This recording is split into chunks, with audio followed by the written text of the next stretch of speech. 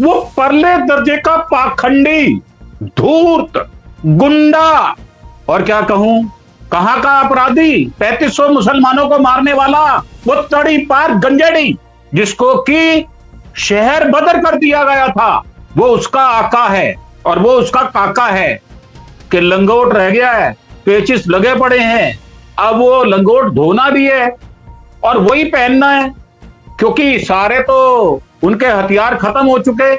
एक पागल फितरती इंसान तो महिलाओं को कहां कहां हाथ लगाते, उसकी फोटो देखिए आपने।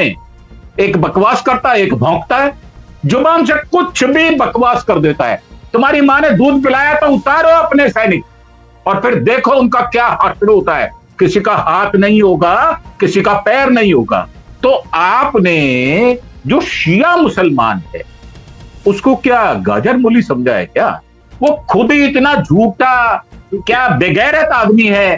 35 साल भीख मांग के आया तो ये आदमी फरेबी है। मैं दुआ कर रहा हूं कि इसका सत्यानाश हो, भले ही हिंदुस्तान को कुछ झेलना पड़े। उनकी बेटियां आ जाती हैं, 2500 करोड़ रुपया लेके आती हैं। अब कुछ कह दूंगा तो वो सही नहीं है। एक महिला रिपोर्टर कितने खुले और कितने नंगे शब्दों में वो मोदी साहब के लिए कह देते हैं कि वो अपने पैर खोल देते हैं। क्या इज्जत बची है? आज कहां है, कौन से घर में मोदी है, ये भी तो बता दो। कौन सा ऐसा वर्ल्ड लीडर है जो मोदी का लोहा मान रहा हो? सब के सब कह रहे परले दर्जे का डफर। अमेरिका, इजराइल और ईरान के बीच का जो युद्ध है उसमें हालात लगातार बहुत तेजी से बदल रहे हैं और ये बदलाव अमेरिका के लिहाज से, इजराइल के लिहाज से देखा जाए तो कुछ अच्छा होता हुआ नहीं दिख रहा है। ईरान के लिए भाई युद्ध है, युद्ध तो किसी के लिए भी अच्छा नहीं हो सकता है। ईरान के लिए भी युद्ध अच्छा तो नहीं कहा जा सकता है, क्योंकि जो नुकसान हो रहा है वो तो सबका हो रहा है। और इजराइल, अमेरिका जिस तरीके से इससे प्रभावित है, ईरान भी उससे कम प्रभावित नहीं है। लेकिन बावजूद इसके ईरान की हिम्मत कहीं से भी कमजोर पड़ती हुई नहीं दिख रही है, बल्कि हर रोज ऐसा लग रहा है कि जैसे ईरान नई ताकत के साथ खड़ा होकर के और आक्रामक रूप से हमले करता है। इस तरीके के हमले की शायद अमेरिका और इजराइल जो है वो दहल उठते हैं।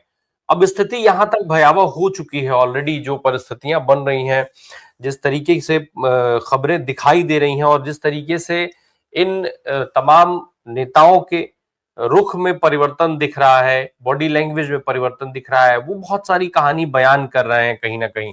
तो आपने क्या ट्रंप साहब को इस स्थिति में पहले कभी देखा है? और अब जब ट्रंप साहब ऐसी स्थिति में दिखाई दे रहे हैं, एक तरफ जो ट्रंप साहब खूब बयान दे रहे हैं कि हम ये कर देंगे, हम वो तो कह रहे हैं कि ईरान बिना अमेरिका के जो है वो अपना सुप्रीम लीडर, नया सुप्रीम लीडर तय ना करे। जिस तरीके से ईरान ने भयंकर मारामारी मचाई हुई है, उसके हिसाब से कहीं से भी ऐसा नहीं लग रहा है कि अमेरिका, ट्रंप, इजराइल, नेतन्याहू, किसी की भी किसी बात से ईरान को कोई फर्क पड़ रहा है। ईरान एक के बाद एक नए चैलेंज फेंक रहा है, हर रोज नया चैलेंज दे देता है। उधर भारत की स्थिति की हम बात करें तो भारत में नरेंद्र मोदी जी की हालत हर रोज जो है और कहीं वो फंसे हुए दिखाई देने लग जाते हैं। ऐसा लगता है कि हर रोज जो उनका बंधन है वो और शायद मजबूत होता चला जा रहा है और मजबूती के साथ वो घिरते जा रहे हैं। सर, ये हमारा जो काका है ये कौन है? इसका आका कौन है? और हमारा जो काका है वो तो पहले ही मनताई मान चुका है। मंदिरों में घड़ियाल बजा रहा है, घंटे बजा रहा है, त्रिपुंड लगा रहा है, पीले कपड़े पहन रहा है। वो परले दर्जे का पाखंडी, धूर्त, गुंडा, और क्या कहूं, कहां का अपराधी, 3500 मुसलमानों को मारने वाला, वो तड़ी पार गंजेड़ी, जिसको कि शहर बदर कर दिया गया था,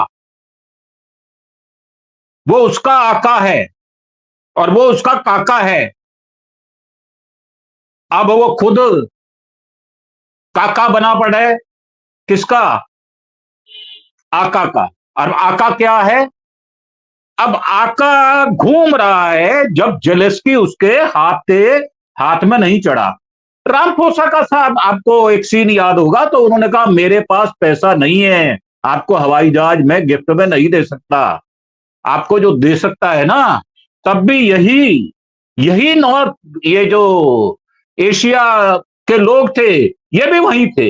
ये उनको भर भर के गिफ्ट दे रहे थे। आप याद करें कहां से ये कहानी शुरू हुई है। सीरिया का प्रेसिडेंट बना दिया जाता है एक उग्रवादी को। तो ये बात कहां जा रही है?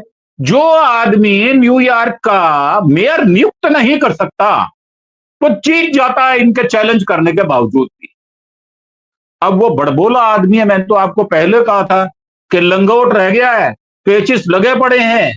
अब वो लंगोट धोना भी है और वही पहनना है, क्योंकि सारे तो उनके हथियार खत्म हो चुके। और हथियार जो रातों रात बना लेता है उसका नाम है ईरान। और उनके एक बड़े अच्छे स्कॉलर है, प्रोफेसर है वहां पर। मैं 2 3 4 प्रोग्राम उनको सुन चुका। बड़े धीरज से, बड़े साहस से, और वो साफ बात करते हैं।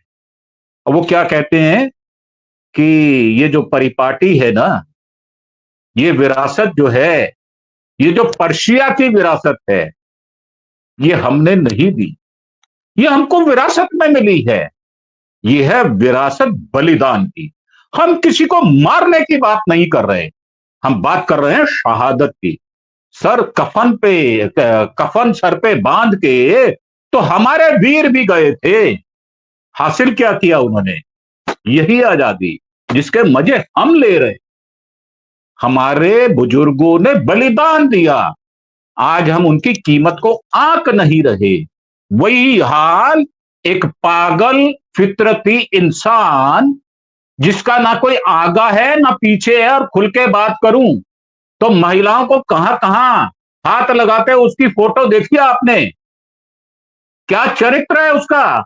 और हमारे वाला जो काका है, जिसका आका वो है, उसके चरित्र का पता है क्या आपको?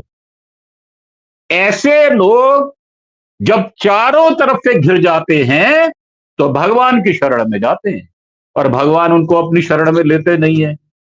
क्यों नहीं लेते? क्योंकि पापों का घड़ा इतना ज्यादा भर चुका होता है कि उसमें और पाप डलने की गुंजाइश बाकी नहीं बचती। और दोनों एक जैसे हैं, एक हेड है एक टेल है। एक बकवास करता है, एक भौंकता है। और एक भौंकता है तो दूसरा हाथ पैर चलाता है, जुबान से कुछ भी बकवास कर देता है, दिन में 5 बार झूठ बोलता है। अब तो सारे चैनल, एक एक चैनल आप सुन के देख लो। एक मल्होत्रा साहब है, मैं उनको सुना करता हूं।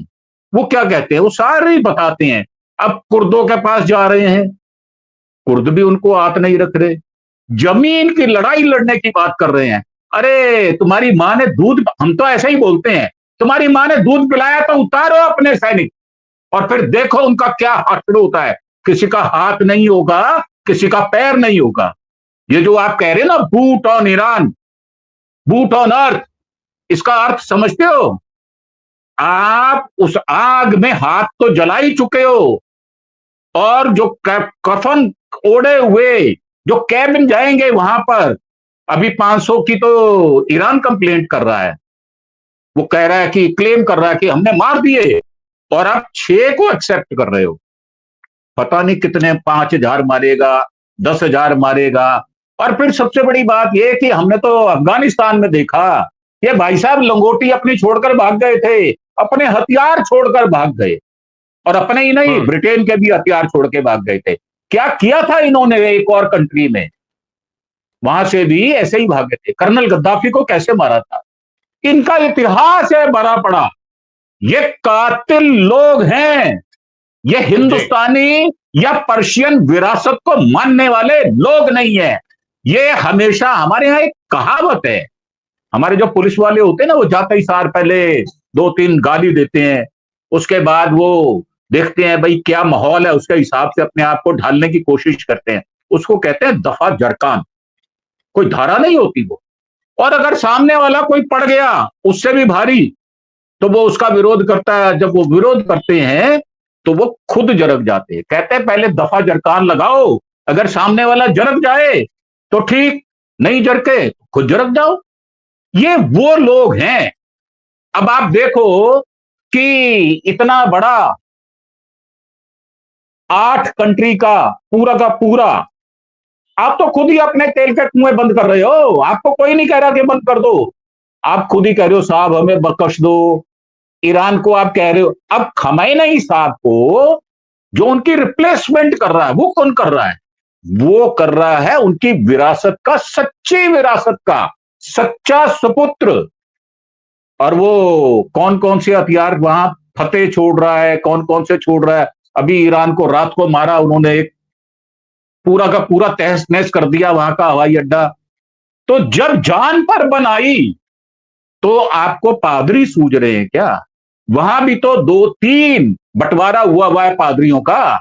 एक तो जो इनका पुराना शहर है 1 किलोमीटर वाला, वहां के अलग है, जिन्होंने पहले उस समय विरोध किया था वो अलग हैं। तो आपने जो शिया मुसलमान है उसको क्या गाजर मूली समझा है क्या कि खेत में से उखाड़ लेंगे? अरे भाई उनके पास 5,000 साल की विरासत है। बैठे हैं हमारे बुजुर्ग ओम ओम सैनी साहब, वो बताएंगे कि कितने दृढ़ प्रतिज्ञ हैं वो लोग। वो कहते हैं हमारे यहां है ना कहावत कि प्राण जाए पर वचन न जाए। तो वहां प्राण जा सकते हैं, वचन नहीं जाएगा। और वो लोग जी पहले किसी के ऊपर हमला नहीं करते, और कोई कर दे तो उसके पूरे खानदान को तबाह कर देते हैं वो लोग। और ईरान का इतिहास है, आज तक नहीं हारा। अमरीकियों का इतिहास है, बड़बड़ो लोग हैं, लंगोटी छोड़कर भागने वाले लोग हैं ये। तो इनसे क्या उम्मीद करनी? और हमारे वाला जो काका है वो तो क्या क्या करके आया है। आपको तो पूरे के पूरे चित्रण दिए हुए हैं, गुजरात में क्या किया। वो खुद ही इतना झूठा, गैर, क्या बेगैरत आदमी है जो अपनी पत्नी को छोड़ दे, परिवार को छोड़ दे और अपनी बूढ़ी मां को लाइन में लगा दे, उसको भी बलि चढ़ा दे, उसको भी इस्तेमाल कर ले। 35 साल भीख मांग के आया और कहता है कि मैं 29 शहर घुमा हुआ हूं अमेरिका के। तो ये आदमी फरेबी है, ये झूठा है। मैं तो सच में कह रहा हूं आपको, मैं दुआ कर रहा हूं कि इसका सत्यानाश हो, भले ही हिंदुस्तान को कुछ झेलना पड़े। कम से कम ठीक एक है। को तो अकल अब आए। अगर एक को अकल आएगी, इसके आका को अकल आएगी, हमारे काका को अकल आएगी, तो हो सकता है हिंदुस्तान का कुछ भला हो जाए। समुंदर में जो डूबने जा रहा उसके पिछवाड़े 2 लात और मारो, क्योंकि समुंदर अपने गर्भ में लाश उन नहीं चीजों से रखता। का राय जिक्र तो साहब, कर रही रोज प्रेस कॉन्फ्रेंस हो रही है, एक का तो जवाब दो। नफरत से जल सड़ गया आदमी,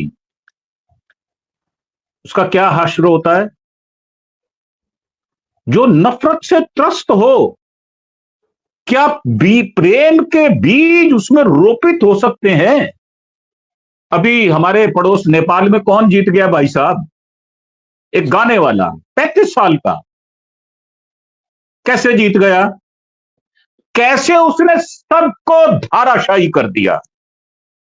और ईरान तो 3 साल से तैयारी कर रहा है भाई साहब, 10 साल लड़ा वो इराक से। हुआ क्या? अभी आपको, आपने हरदीप सिंह पुरी का नाम लिया और आपने साथ में यह भी कह दिया कि वो रातों को जागते हैं। नाम ले लो, वो कौन जागता है रातों को? कौन है वो जो रातों को जागता है? हमारे यहां तो उसको उल्लू कहा जाता है, और उल्लू को तो अच्छा नहीं समझा जाता समाज में। और एक बात और, लेकिन सर वो तो जब, अमेरिका के टाइम जोन की बात कर रहे थे ना, वो तो अमेरिकी जी जी टाइम उन्हीं जोन की के बात कर हिसाब रहा से हूं अपनी लाइफ को जी। सेट करके रखा है उसने। सर वो बने उन्हीं के लिए हैं, उनकी बेटियां आ जाती हैं, 2500 करोड़ रुपया लेके आती हैं। अब कुछ कह दूंगा तो वो सही नहीं है। मेरी तो बेटी नहीं जाती कहीं भी, उनके ऊपर तो आक्षेप नहीं अभी लगता। हम अभी उस तरफ नहीं जाते सर, उस तरफ नहीं जाते, जी उस अभी हम तरफ अपनी नहीं जा बात। रहा, मैं उस तरफ नहीं जा रहा। जी मैं इस तरफ आ रहा हूं कि एक महिला रिपोर्टर कितने खुले और कितने नंगे शब्दों में वो मोदी साहब के लिए कह देते हैं कि वो अपने पैर खोल देते हैं। क्या इज्जत बची है? इज्जत का फलूदा हो गया। एक प्रधानमंत्री के लिए कोई महिला पत्रकार अगर इस तरह की बातचीत कर दे तो डूब मरना चाहिए। और आप तो कह रहे हैं कि साहब, एक गाना सुना करता था मैं कि जिसमें ये कहते थे कि हवन करेंगे, हवन करेंगे, हवन। मोदी साहब तो हवन कर ही रहे हैं। 11 दिन जो व्यक्ति एक भक्ति काल में रहा, बाहर आकर जब मंदिर का उद्घाटन किया, बाहर आकर वो सांप की तरह, विषैले सांप की तरह जहर उगल रहा है और बात करता है कि हर हर मोदी, घर घर मोदी। क्या हुआ? आज कहां है? कौन से घर में मोदी है? ये भी तो बता दो। कौन सा ऐसा वर्ल्ड लीडर है जो मोदी का लोहा मान रहा हो? सबके सब कह रहे परले दर्जे का डफर। ये डफर है आदमी। और ये तो खुद कहता है कि मैं तो गधों से भी शिक्षा लेता हूं। अब इससे ज्यादा डफर कौन होगा? अब अगर जी बात आ जाती है कि साहब कि हमारे मोदी साहब का क्या होगा, क्यों नहीं सुनते, तो चीख चीख कर कह रहा है विपक्ष। विपक्ष के 135-40 आदमियों को आप बाहर निकाल देते हो। अभी राघव चड्ढा को एक्सपेल कर दिया। आपने क्या क्या कुकर्म नहीं किए। दूसरों के पाप गिनाते हो, कभी गिरेबान में झांक कर देखो। हमेशा कुम्हार के घर में घड़ा उल्टा रहता है, क्योंकि उसको पानी की आवश्यकता नहीं, उसको मिट्टी की आवश्यकता होती है। मिट्टी को वो ढालता है एक रूप में, और ऐसे रूप में ढालता है कि आपकी और हमारी प्यास को बुझाने का वो काम करता है, घड़ा सुराही। तो मेरा कहना यह है कि अगर आपको अपनी प्यास ही बुझानी है तो आपको सीधे सीधे रास्ते जाना होगा। आपको विपक्ष की बात माननी होगी। जब विपक्ष की जरूरत होती है तब तो राहुल गांधी के पैरों में लौट जाते हो, और जब विपक्ष की जरूरत नहीं होती तो आप उसको देशद्रोही बोल देते हो। एलओपी शैडो प्रधानमंत्री होता है, खुले शब्दों में बता रहा हूं मैं। उसकी वैल्यू कम नहीं होती, पर अगर आप उसको फिर से वही शब्द गढ़ने की कोशिश करोगे तो आप खुद ही नंगे हो। और हमारे यहां तो कहा गया, एक डिस्कशन में आया कि नंग बड़े परमेश्वर से। तो ये वो नंगे हैं जो परमेश्वर से बड़े बनने की कोशिश कर रहे हैं। दरअसल इनको जी मुंह की खानी पड़ेगी, और हम जैसे लोगों को 60 रुपए सिलेंडर महंगा लेना पड़ेगा। और ये बात करते हैं कुर्बानी की, हमले की बात नहीं करते। वो अपने आप को कुर्बान कर देने की बात करते हैं। जिसमें लड़ाई करने का जज्बा होगा उसको हथियार नहीं चाहिए। वो अपने जज्बे से लड़ जाएगा, अपने जज्बे से जीत जाएगा। और एक बात और, किसी हमारे एक बड़े अच्छे पत्रकार ने कहा है कि बड़े युद्ध जो होते हैं उसमें 7 दिन का इंतजार नहीं, 10 दिन का इंतजार करो, क्योंकि 7 दिन में हथियार खत्म हो जाते हैं। ईरान जैसा लोहार टाइप का आदमी रातों रात बना लेता है। वो डरता नहीं है, वो तैयारी करता है, और उसने सबक लिया ईरान की लड़ाई से। इसीलिए उसका जवाब ज्यादा भारी है।